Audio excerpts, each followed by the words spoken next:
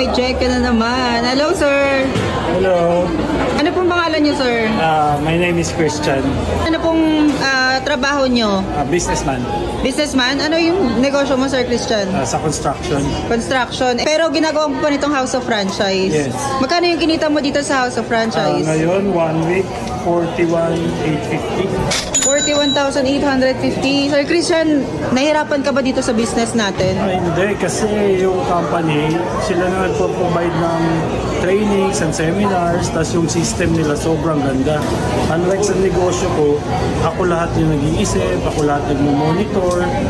So, proven talaga yung system ng company na to. Paano niyo po nalaman yung House of Franchise? Nakita ko po sa TikTok account ni Ma'am Shay.